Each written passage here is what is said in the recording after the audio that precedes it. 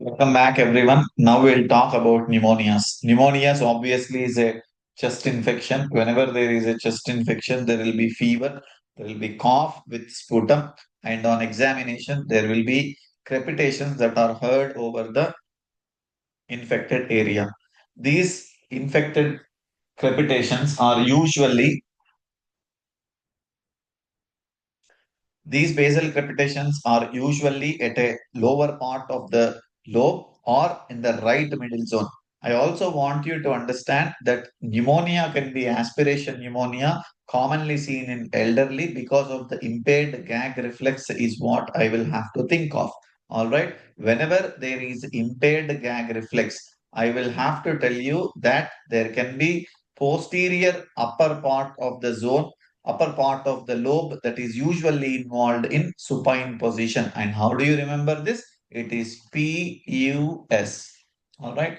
Posterior upper lobes are involved in supine position in aspiration pneumonia.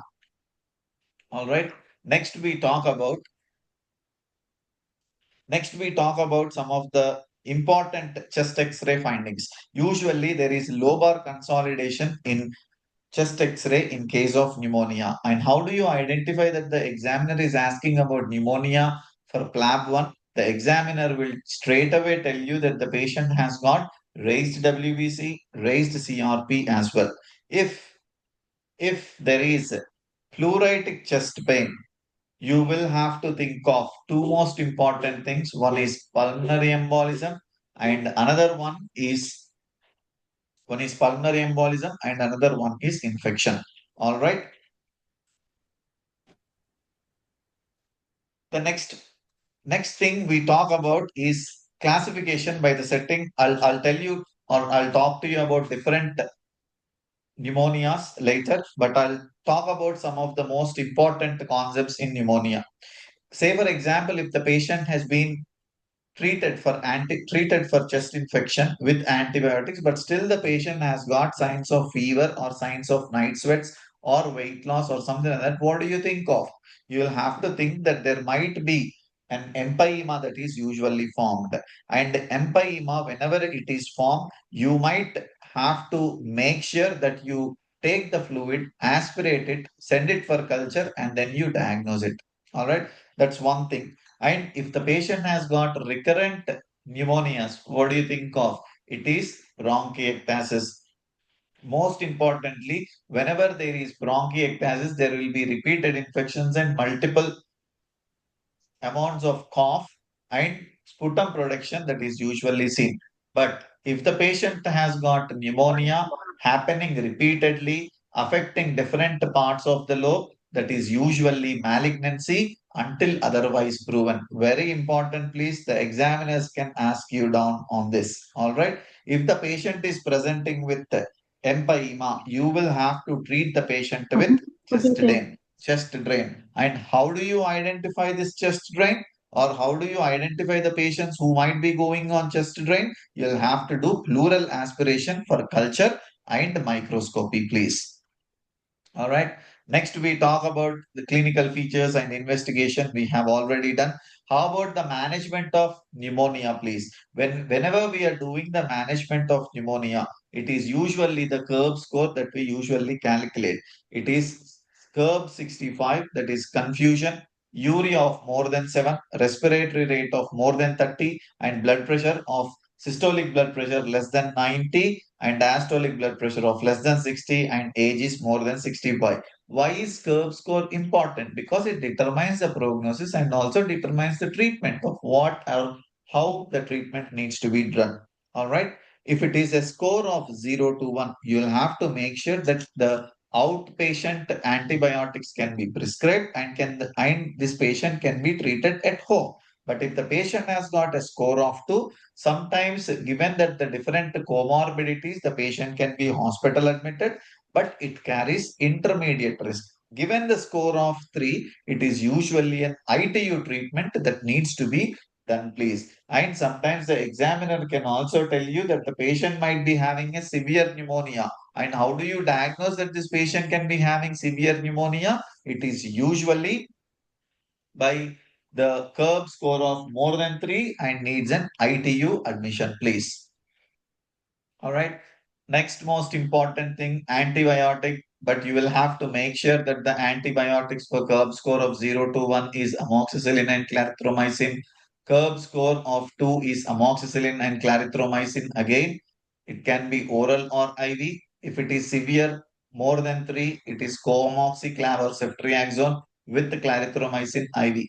Remember this for real life, not for PLAB2. Clarithromycin efficiency is increased if clarithromycin efficiency is increased if it is given orally, please.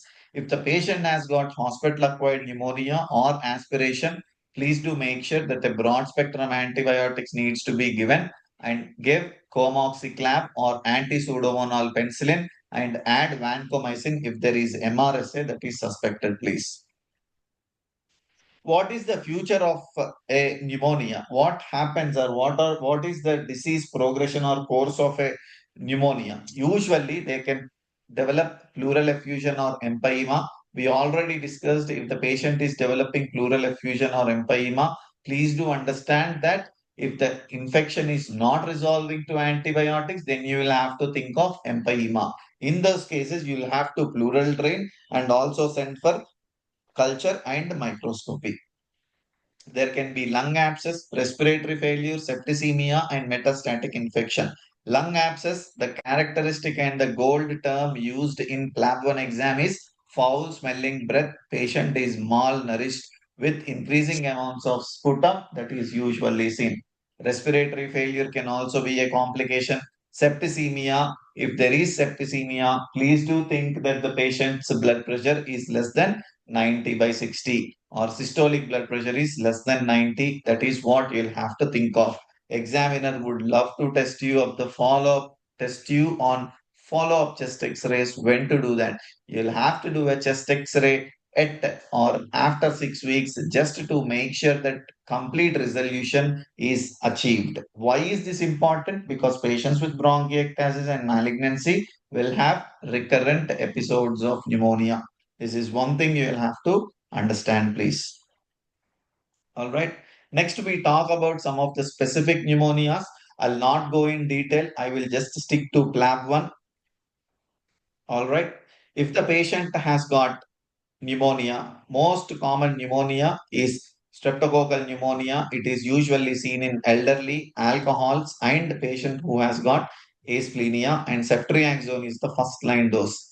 If it is a staphylococcal, post-influenza, IV drug users and immunocompromised are more commonly exposed to staphylococcal pneumonia. First most important treatment is flucloxacillin. Guidelines have changed. I don't know what other PLAB materials are giving you, but please do remember that flucloxacillin could be one of the most important question that is asked for PLAB1 exam this time. All right. Then we talk about vancomycin and linezolid if there is MRSA. Next, we talk about Klebsiella. If it is Klebsiella pneumonia, most commonly alcoholics, diabetic patients, and hospitalized patients, Klebsiella infection is usually seen. Ceftriaxone or meropenem is usually the antibiotic of choice in patients who have got Klebsiella pneumonia. And how do you think that the patient has got Klebsiella pneumonia? It is the thick, tenacious sputum that the examiner will tell you. Thick tenacious sputum. And pseudomonas, it is a green sputum that is usually obtained. If it is pseudomonas, the examiners would love to tell you that the patient has got bronchiectasis or cystic fibrosis or the patient is ITU admission, ITU admitted. All right. The treatment for pseudomonas pneumonia is anti-pseudomonal penicillin and aminoglycosides. Next, we talk about Mycoplasma multiforme. Examiners would love to talk about rash, which is erythema multiforme, and these are all atypical pneumonias. So the patient is usually a young patient presenting with the dry cough with the bilateral consolidation that points towards Mycoplasma pneumonia, and the treatment is clarithromycin and doxycycline. What did I teach you in my previous sessions? If there is any atypical pneumonia, if you do not understand what infection it is, What is the antibiotic of choice that you need to give? It is the tetracyclines that you need to select. That is why atypical pneumonias are sometimes treated with doxycycline. That is why in NHS, if you are not sure of infection, you give doxycycline. That's the golden rule for PLAB exam and MRCP exams. Next, we talk about Legionella, contaminated water systems. Hotels is what the examiners give you as a clue. It appears or it happens or it starts as a flu-like prodrome with the GI involvement and CNS involvement, presenting with hyponatremia as well. Please do remember that levofloxacin or azithromycin can be given for 2 to 3 weeks in Legionella. If you want to test Legionella pneumonia, it is the urinary antigen that we usually see. The examiners can also tell you that there is low sodium. The patients can also be treated with tetracyclines at some point of time. All right. For all these pneumonias, if you suspect that the patient has got pneumonia, what is the first most important step? It is the chest x-ray that you need to do. All right. Then we do the follow-up chest x-ray after 6 weeks just to rule out malignancy or bronchiectasis. Next, we talk about chlamydia. It is usually by person to person transmission, chlamydia pneumonia. If it is transmitted from parrots, it is psittacosis. Again, what is the atypical treatment? For any other infections, it is tetracyclines. That is why doxycycline is the drug of choice for atypical pneumonias as well.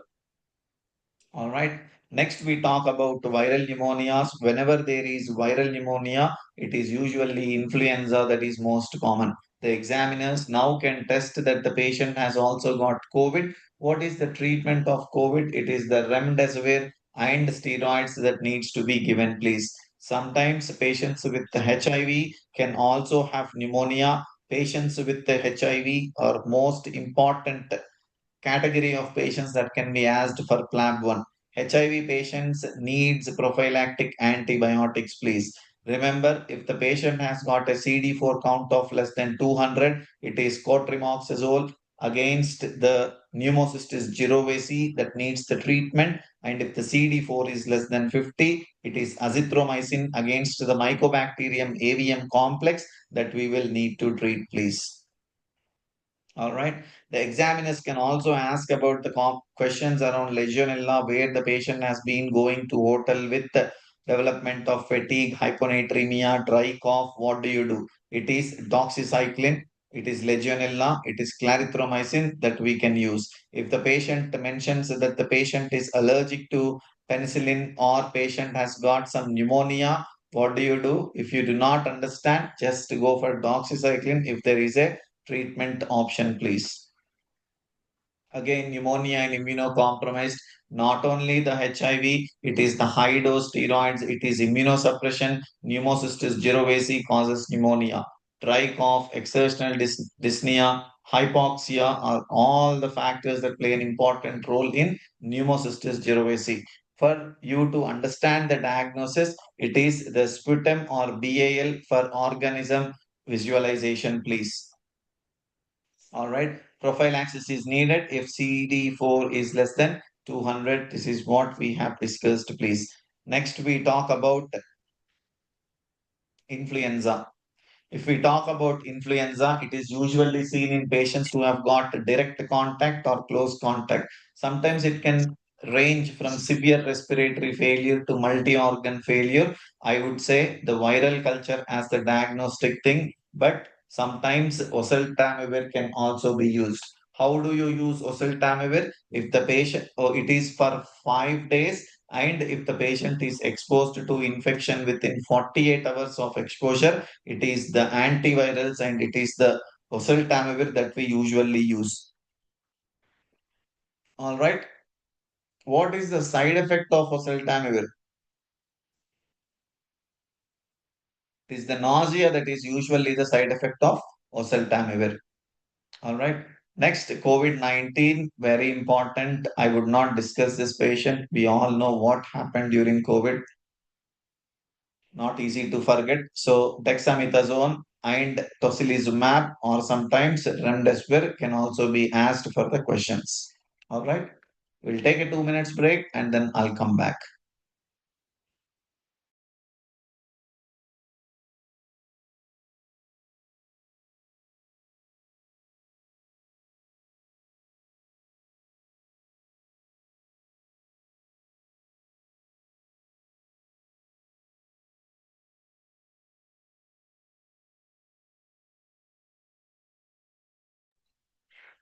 Welcome back, everyone. Now we'll talk about vaccines and immunity.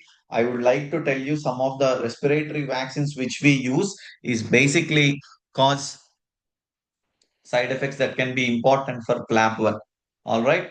Adenovirus vaccine is usually causing thrombocytosis or thrombosis. It is usually the venous infarcts that we usually see. All right. And very important side effects for PLAB1 and recently asked. All right. Next, we talk about the aspergillosis and the lung. How do Aspergillus patients present? It is usually the symptoms of asthma or patient can be presenting with allergic bronchopulmonary aspergillosis. I would also like to tell you that allergic bronchopulmonary aspergillosis is usually seen as a type 1 or type 3 hypersensitivity patients. Patients with the diagnosis of asthma with IgE with skin positive test and peripheral eosinophilia, you will have to think of allergic bronchopulmonary aspergillosis until otherwise proven. What is the most important treatment? It is the oral corticosteroids we usually give. All right. Sometimes examiner can also ask you about voriconazole. If you want voriconazole, it is usually for steroid sparing agents, please. All right. Next, we talk about aspergilloma and invasive aspergillosis.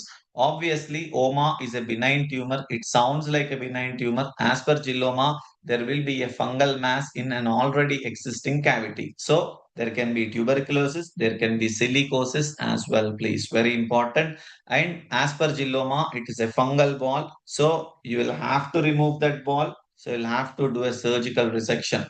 Obviously, whenever there is aspergilloma, the role for the removal of aspergilloma is if the patients develop hemoptysis, please. All right. Next, we talk about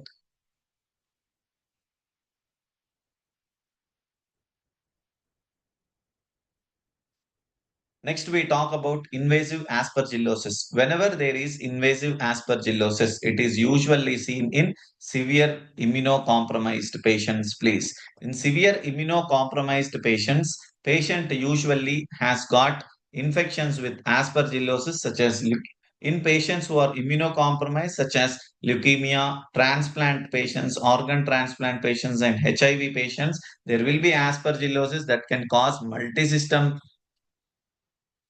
signs that is called as invasive aspergillosis. The treatment for invasive aspergillosis is voriconazole, and this is important. Please, you will have to remember this.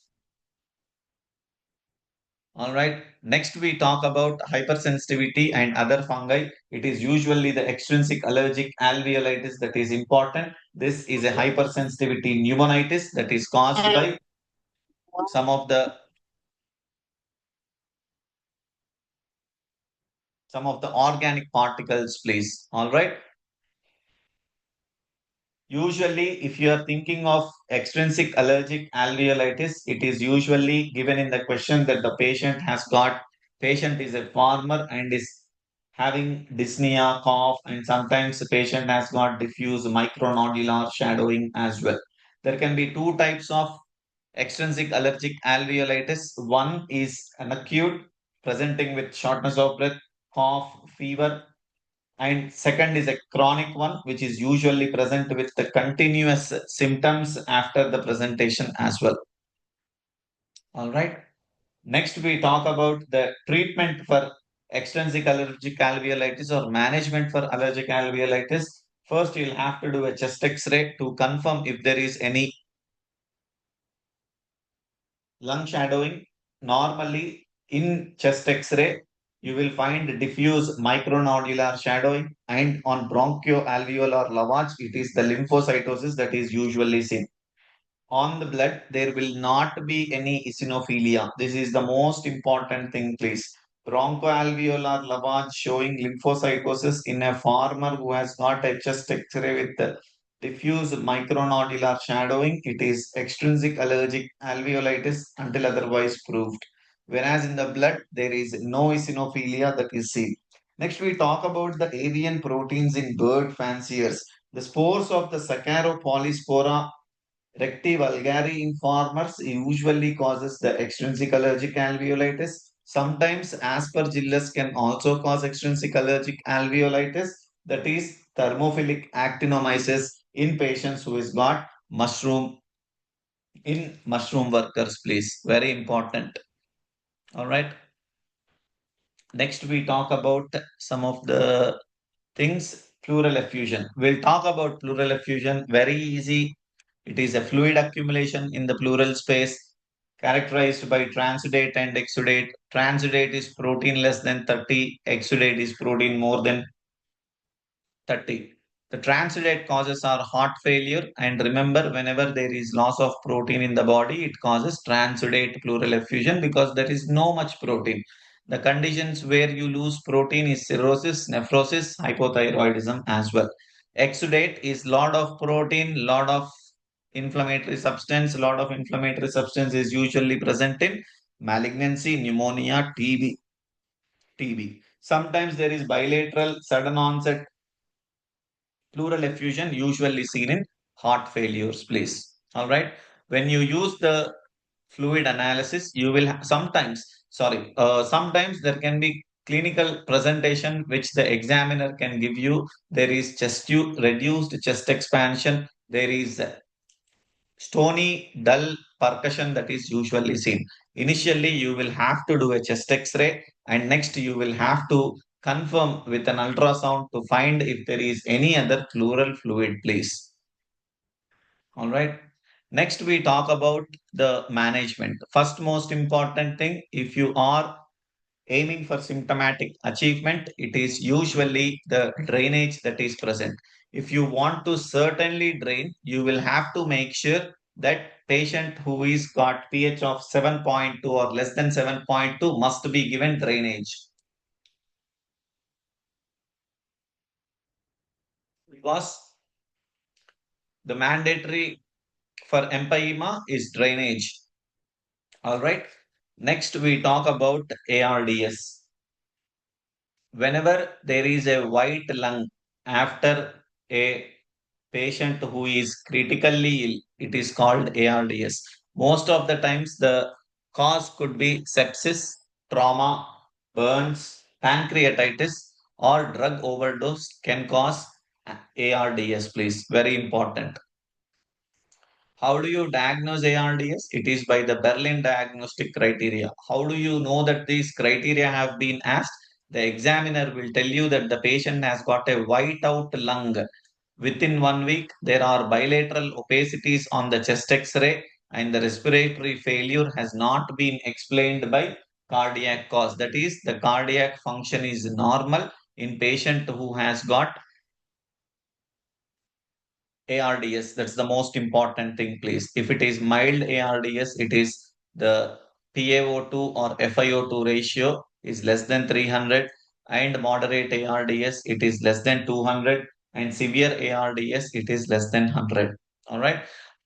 Most importantly, what is the treatment? It is using of PEEP, positive end expiratory pressure. If it is positive end expiratory pressure, you will have to make sure that the tidal volume is given at least 6 to 8 ml per kg.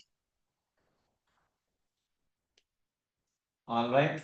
Next, we talk about bronchiectasis. Bronchiectasis is very important for PLAB1.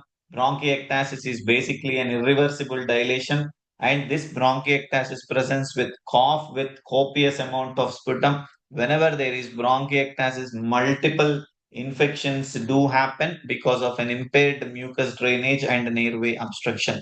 I also want you to understand that the common organisms for bronchiectasis are Haemophilus influenza, Streptococcus pneumoniae, Staphylococcus aureus, and Pseudomonas aeruginosa. Usually, finger clubbing is present on on examination, and there will be crepitations that are changing on cough. Chest X-ray shows Chest X-ray usually shows tram line appearances, and sometimes there can be ring opacities as well, please. All right. On the CT scan, you will find that there is bronchial wall thickening in the left lower lobe. Sometimes high resolution CT scan is usually used to confirm the diagnosis. All right. Next, we talk about the management. Chest physiotherapy must be done. Acute exacerbations, you will have to make sure that the patient is given the antibiotic that is sensitive on the sputum culture. But for prophylaxis, please do remember it is the azithromycin that we need to do. All right. And sometimes you'll have to make sure that why the patient has got bronchiectasis. Does he need any correction of the underlying problems as well? All right. If the patient has developed severe hemoptysis in bronchiectasis, it is bronchial artery embolization that needs to be done, please. Next, we talk about cystic fibrosis. Whenever there is cystic fibrosis, it is basically mutation in the CFTR gene. Obviously, there will be thick, viscous secretions in the lung that causes multiple infections, please. There can also be involvement of other organs such as gastric and hepatic with pancreatic insufficiency, steatorrhea, diarrhea as well. Male infertility is usually seen with absence of with the decreased mobility of the sperms, please. All right. Newborn screening needs to be done. The diagnosis is by doing a sweat test where you find the sweat chloride level of more than 60 millimoles per liter. And that's the gold standard test, please. All right. Obviously, multidisciplinary team involvement needs to be done. Patient must be treated with pseudomonas with antibiotics. Obviously, the examiner will ask you if the patient has got an infection, you'll have to treat it with antibiotics. But if the patient has got cystic fibrosis without antibiotics, you'll have to use Dornase alpha or hypertonic saline. Next, we talk about lung cancer. We'll take a break for 2 minutes and then we'll start.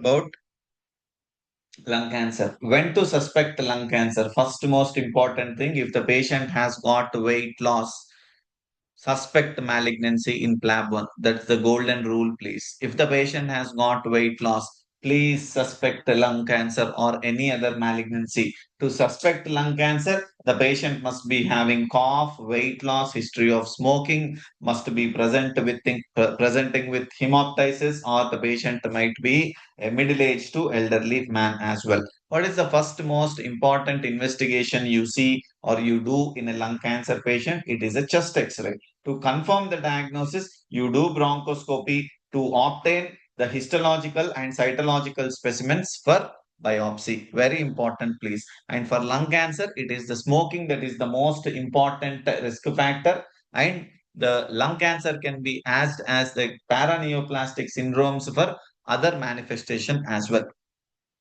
All right. The clinical presentation again, chest pain, cough, hemoptysis, dyspnea, chest pain, and recurrent pneumonia can be features of lung cancer as well.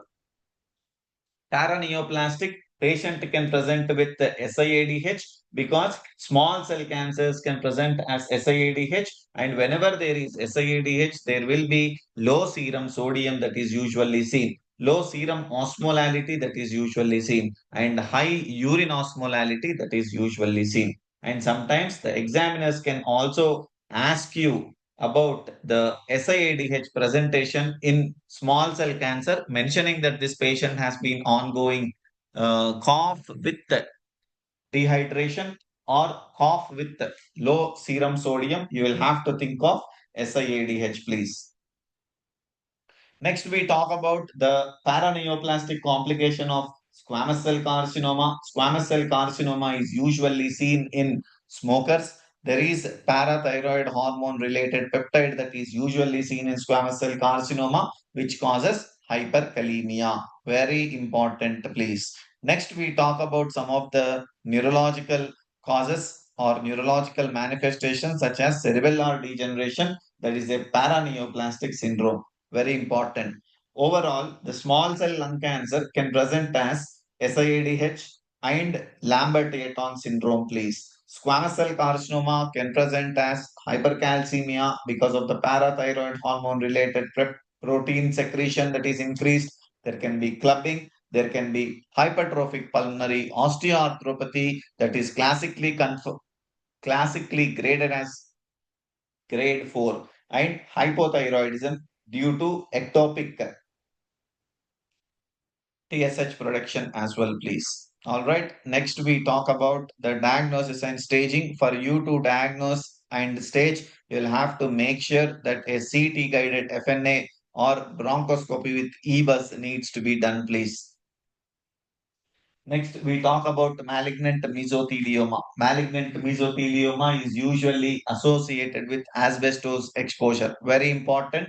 The examiner can tell you that the CT scan or the chest X-ray can show pleural thickening or pleural effusion, please.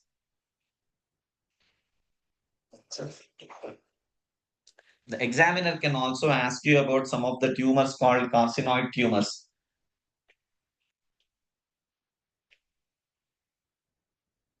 Carcinoid tumors are usually associated with wheezing and flushing. Whenever you find wheezing and flushing in the question paper, it is carcinoid until otherwise proven. That's it. That's the only thing you'll have to remember for carcinoid. These are all not important for you. They're all important for MRCP part 1. Now we talk about pulmonary embolism. When we talk about the pulmonary embolism, the patient usually complains of sudden onset of difficulty breathing associated with chest pain.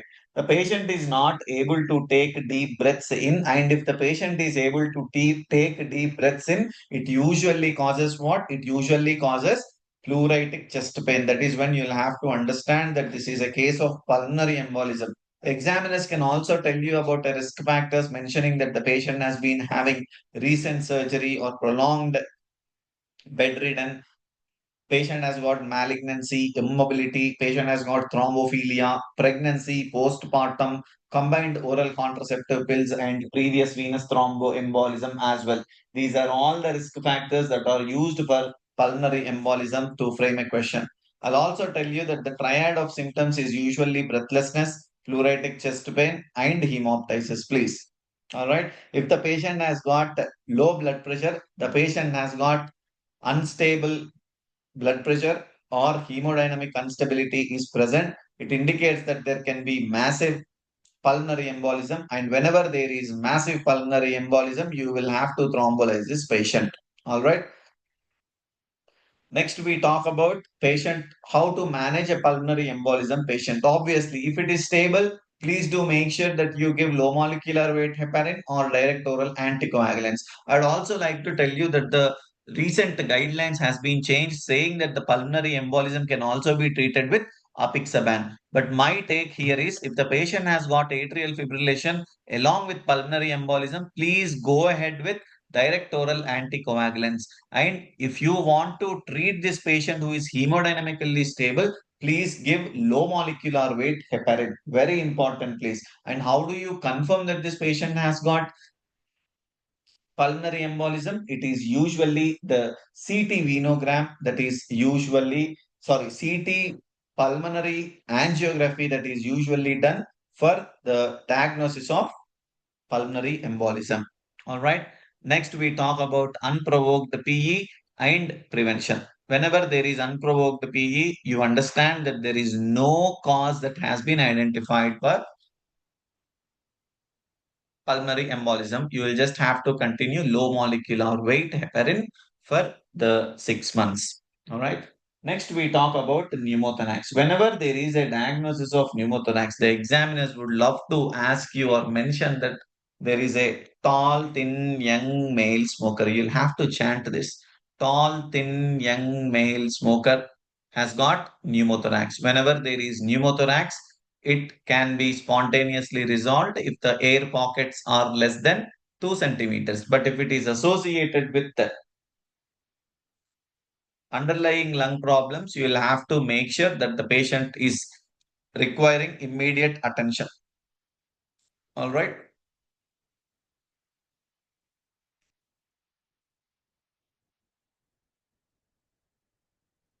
Next, we talk about obstructive sleep apnea. Obstructive sleep apnea is usually characterized by upper airway obstruction. Whenever there is obstructive sleep apnea, I want you to understand that there can be apnea and hypoapnea results and episodes as well. Most importantly, the examiner will tell you that the patient has got obesity and now the patient is presenting with the fatigue. That is what you'll have to think of obstructive sleep apnea. Most importantly, Epworth sleepiness scale needs to be done for obstructive sleep apnea. And the treatment for obstructive sleep apnea, how do you diagnose obstructive sleep apnea? It is the home sleep study, and in hospital it is polysomnography. The apnea hypoapnea index must be more than 5 events per hour. This is what you will have to remember, please. All right. The complications of obstructive sleep apnea can be multiple, involving the heart, which can cause hypertension, pulmonary hypertension, metabolic, it is type 2 diabetes, and neuropsychiatric, it could also be depression. Sometimes because of the tiredness, because of the lack of sleep, the patient end up having accidents as well. Because of the obesity, it is causing obstructive sleep apnea. So the treatment is weight loss first, and then you can tell the patients to avoid alcohol, and the treatment is the use of medical device such as continuous positive airway pressure needs to be given, please. All right. Next, we talk about pulmonary hypertension. Most importantly, whenever there is pulmonary hypertension, it is usually the rise in the pulmonary arterial pressure. All right. One thing for pulmonary hypertension is basically you will have to treat the cause. All right. Next, we talk about cor pulmonale. We'll take a 2-minute break and then we'll come back.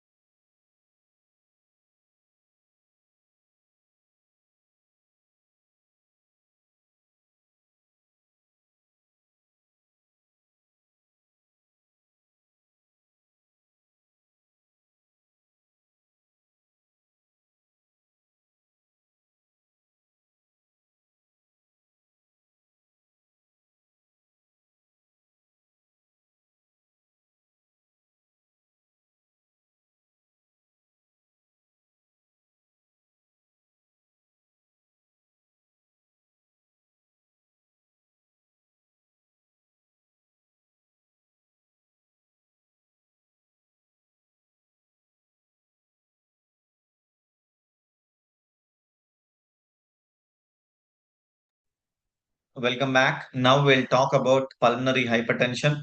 Please to remember that whenever there is pulmonary hypertension, the pulmonary arterial pressure is more than 25 mmHg. If there is pulmonary hypertension, the right ventricle will not be able to pump the blood into the pulmonary artery. So that is called as pulmonary hypertension. And how do you treat pulmonary hypertension? It is usually by medications such as prostacyclins, sildenafil, Bosentan. That is what you'll have to remember. All right. Next, we talk about cor pulmonale. Cor pulmonale is nothing but the right-sided heart failure caused by pulmonary hypertension. Whenever there is lung problem, it is basically causing hypoxia. Whenever there is hypoxia, there will be vasoconstriction of the pulmonary arteries. This vasoconstriction causes pulmonary hypertension. This increases the workload on the right ventricle, leading to right ventricular hypertrophy and eventually right ventricular dilation, and then the right heart failure, please. All right. Lung diseases are the most common cause of cor pulmonale. All know that. And how do you make sure that the patient has got right heart failure? It is the elevated JVP that needs to be checked, and it is the right ventricular heave with the loud P2 that is characteristic of pulmonary hypertension. Loud P2, if it is present, it is characteristic of pulmonary hypertension. Management for cor pulmonale is you'll have to make sure that you treat the underlying causes that is causing right ventricular failure. Correct the oxygen because hypoxia can cause pulmonary vasoconstrictions. So long-term oxygen therapy needs to be done. Given that the patient has got right heart failure, diuretics play an important role, and the patient who has got pulmonary vasodilators, please go ahead with pulmonary vasodilators. But for PLAB1, you'll need to remember that diuretics needs to be given. All right. Next, we talk about sarcoidosis. Very important. There is sarcoidosis. There can be bilateral hilar lymphadenopathy. This is characterized by non-caseating granulomas, please.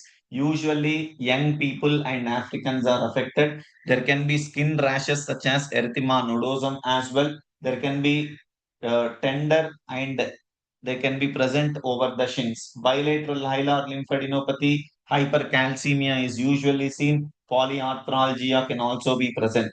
Sometimes there can be two types of symptoms. One is a Lofgren syndrome, which is bilateral hilar lymphadenopathy with erythema nodules and fever with polyarthralgia, whereas other syndrome is uveoparotid fever with fever and parotid enlargement and uveitis, please. Very important. How do you treat it? It is by the steroids that we will need to treat it. But whenever you are treating with steroids, you will have to monitor blood sugars, please. All right. The other causes of bilateral hilar lymphadenopathy is sarcoidosis, tuberculosis, lymphoma, silicosis, and hypersensitivity pneumonitis. All right. Next, we talk about interstitial lung disease. I want you to understand that interstitial lung disease is a restrictive lung disorder. Whenever there is a restrictive lung disorder, obviously the pulmonary function test to show restrictive pattern, that is FEV1 by FEV1, will be more than 80. All right. The most important investigation is HRCT you will do for the diagnosis of ILD, and pulmonary function test shows a restricted defect with impaired gas transfer. Next, we talk about hypersensitivity pneumonitis. This is basically an immune mediated disease caused by the inhalation of organic agents. All right. How do you diagnose? This is by the antigens. So we will have to do a lung function test as well, please. All right. Next one is you do a diagnosis by HRCT, and other tests such as serology can precipitate antibodies, but it is of no use. Bronchoalveolar lavage shows lymphocytosis. How do you manage hypersensitivity pneumonitis? It is by the avoidance of the antigen that gives us a full recovery, please. Sometimes, if there are acute symptoms, you can use corticosteroids as well. Next, we talk about idiopathic pulmonary fibrosis. This is the most common type of interstitial pneumonia. Patients are usually elderly. Patient presents with gradual onset of difficulty breathing because the idiopathic pulmonary fibrosis is a slowly worsening problem. So, slowly worsening shortness of breath is usually characteristic of idiopathic pulmonary fibrosis. There is no bronchi, bronchioles, mucous membrane involved, so there will not be any mucus production while coughing. It is the dry cough with exertional dyspnea they usually present with. All right. And on examination, you find that there are bilateral inspiratory crackles that are not changing with the cough. That is very important. If you think that the patient has got bilateral basilar crackles that are changing with cough, it is bronchiectasis until otherwise proven. How do you diagnose this patient? It is by the pulmonary function test. Again, it is a restrictive pattern with the decreased transfer of oxygen, that is DLCO, is decreased. All right. The antifibrotic medications such as pirfenidone and nintedanib are usually used, please. Sometimes they can ask, but please do remember this. This is a new treatment for them. Next, we talk about occupational lung disorders. Coal workers pneumonia is present in patients who are exposed to coal. Usually, there will be massive fibrosis as well. Silicosis, inhalation of the silica dust particles, there can be highly fibrogenic and there will be increased risk of tuberculosis in silicosis patients. Asbestosis is usually causing the base of the lung to be fibrosed, associated with fine inspiratory crackles on examination, please. Very important. Asbestosis with smoking can increase the risk of cancer 50 times. That is, the squamous cell cancer can be caused in patients who smoke, who are exposed to asbestosis. Malignant mesothelioma is the strongest association, and lung cancer is increased more than 50 times compared to a normal guy who has been exposed to asbestosis. All right. Thank you very much. This completes our respiratory system, and I'll see you in the next session.